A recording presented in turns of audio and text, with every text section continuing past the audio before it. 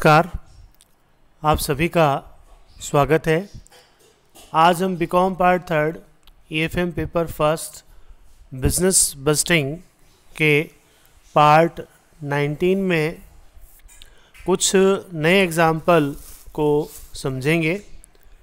ये एग्जाम्पल श्रम budget, labour budget और उत्पादन उपरिव्यय बजट को समझाने के लिए लिए गए हैं। ये एग्जाम्पल आपकी बुक एमआर अग्रवाल में पेज नंबर 3.12 पर अंकित है। श्रम बजट उत्पादन बजट अवधि में उत्पादन एवं सेवा विभागों के लिए विभिन्न समयों पर आवश्यक प्रत्यक्ष व अप्रत्यक्ष श्रम शक्ति का पूर्वानुमान करने हेतु बनाया जाता है और श्रम व्ययों को ज्ञात करने के लिए इसे हम बजट को बनाते हैं ताकि श्रम लागत को आसानी से ज्ञात किया जा सके और उसका कॉस्ट में कितना हिस्सा है उसे देखा जा सके। इसके लिए एग्जाम्पल नंबर 6 है। ग्रेपको लिमिटेड के प्रमाप लागत समंकों के अनुसार निर्मित माल की एक इकाई पूर्ण करने के लिए प्रत्यक्ष श्रम के 2 घंटों की आवश्यकता होती है। जनवरी 2010 की प्रति घंटा प्रमाप मजदूरी 5 रुपये है, किंतु फरवरी में 6 रुपये तक बढ़ने की संभावना है। मार्च 2010 को समाप्त प्रथम तिमाही के लिए बजटेड उत्पादन जनवरी 3000, फरवरी 5000 और मार्च में 8000 इकाइयाँ हैं। प्रथम तिमाही के लिए प्रत्यक्ष श्रम लागत बजट तैयार कीजिए।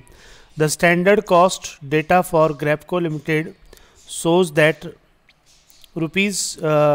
that 2 hours of direct labor are required to complete 1 unit of finished product. The standard rate per hour is as of 1st January 2010 rupees 5, but it is expected to rise to rupees 6 of 1st February. The budgeted prediction for the first quarter ending March 2010 is in January 3000 units, February 5000 units and March 8000 units. Prepare the direct labor costs for the first quarter. पहले quarter के लिए हमें जो है direct labour cost budget तैयार करना है, तो आप हेडिंग डालेंगे direct labour cost budget for first quarter ending 31 मार्च 2010। फिर अपने को पर्टिकुलर जनवरी, फरवरी, मार्च ये अपने को लिखना है और टोटल करना है क्वार्टर का।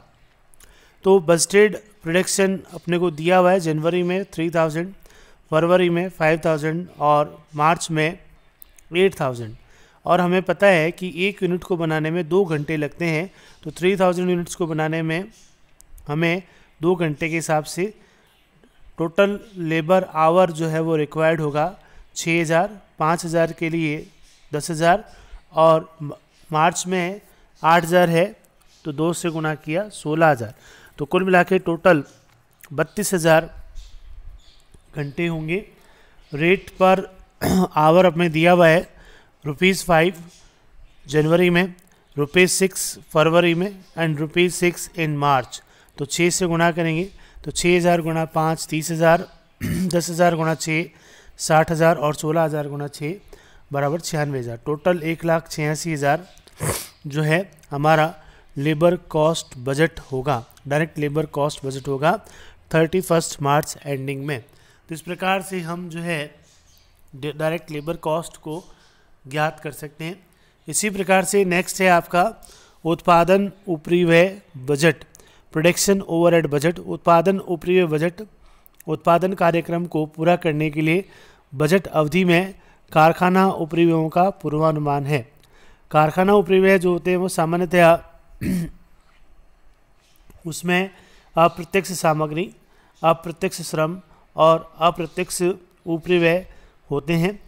तो हमें ऐसे बजट को बनाते समय यह ध्यान रखना होता है कि कुछ खर्चे ऐसे होते हैं जो डायरेक्ट होते हैं और उनका संबंध जो है प्रति इकाई होता है, और कुछ खर्चे ऐसे होते हैं जो इनडायरेक्ट होते हैं, इसमें कुछ हिस्सा जो है आपका फिक्स्ड होता है और कुछ हिस्सा जो है वो वेरिएबल होता है। तो अब क्वेश्चन को एक बार आपके सामने रीड आउट कर रहा हूँ मैं। एग्जाम्पल नंबर 7, कॉस्मेटिक लिमिटेड का प्रबंधक 1 जुलाई 2010 से प्रारंभ होने वाले लेखांकन वर्ष के लिए बजट तैयार कर रहा है। बजट प्रक्रिया के अंग के रूप में उसने उत्पादन मात्रा की विशिष्ट दशाओं में कारखाना उपयोग कुछ मदों का अनुमान लगाया, जिस प्रकार से है। The budget manager of cosmetic limited is preparing a budget for the accounting year starting from 1st July 2010. As part of the budget operation, some item of factory overhead cost have been estimated by him under specific condition of volume as follow.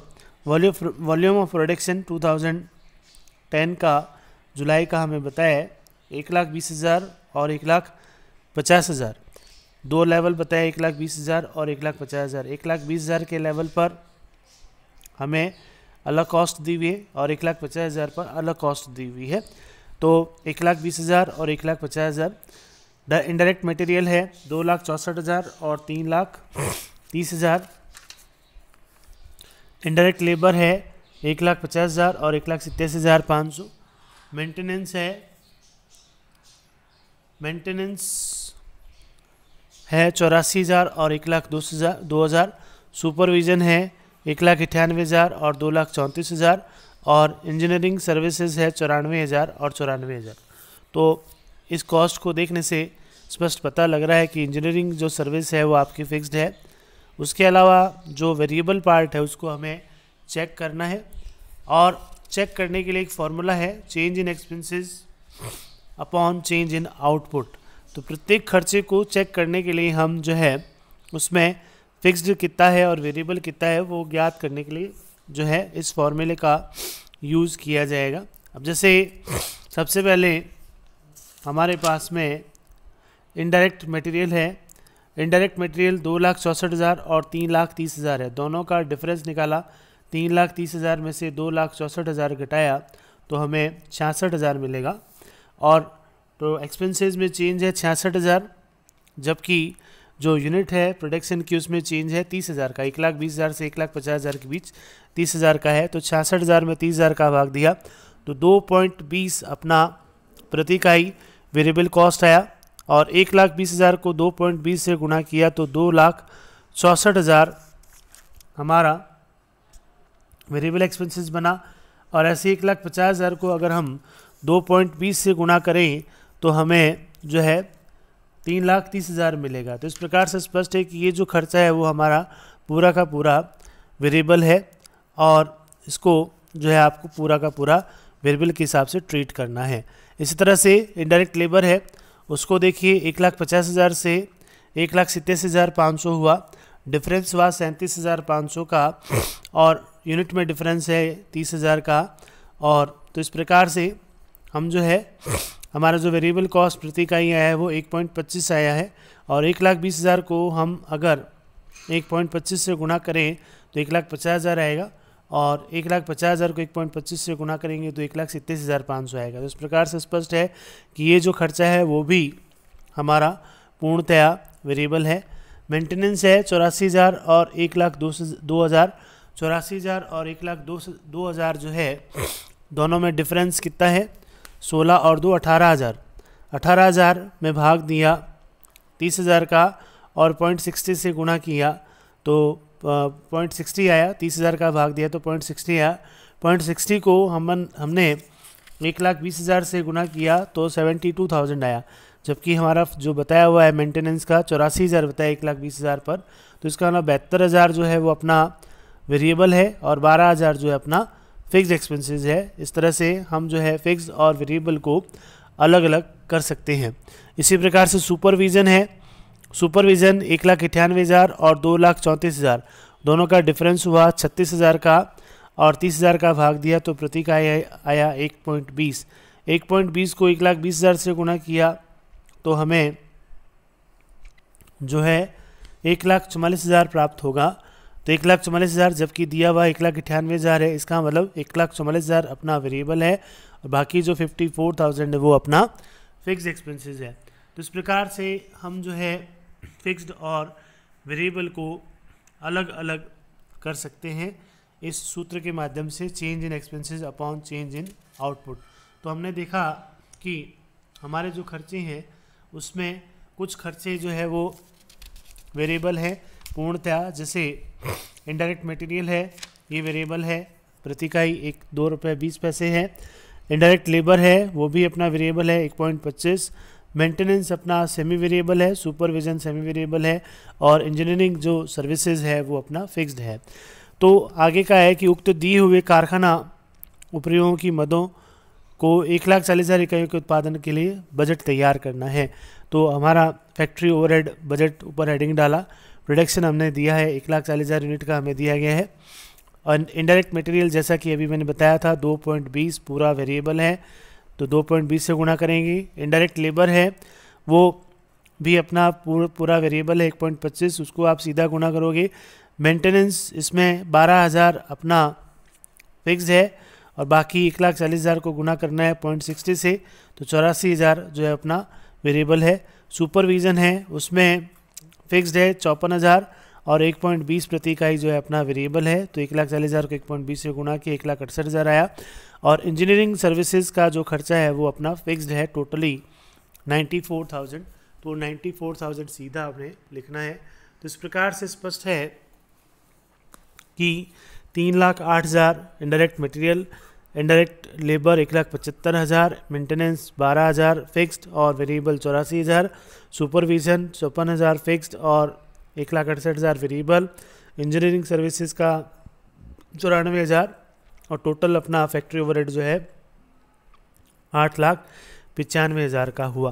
तो इस प्रकार से स्पष्ट है कि हम जो है इन प्रश्नों को समझने के लिए एक की जो फॉर्मूला बताया है मैंने आपको, change in expenses upon change in units या आउटपुट के माध्यम से वेरिएबल प्रति इकाई को अलग कर सकते हैं और टोटल एक्सपेंसेस प्रति इकाई को गुणा करके, जो अपना वेरिएबल है उसके गुणा करके और उसमें से घटा करके हम जो है टोटल में से फिक्स्ड हिस्सा अलग कर सकते हैं और वेरिएबल हिस्सा अलग कर सकते हैं, और प्रत्येक खर्चे को चेक किया जा सकता है कि ये खर्चा जो है अपना वेरिएबल है अथवा फिक्स्ड है।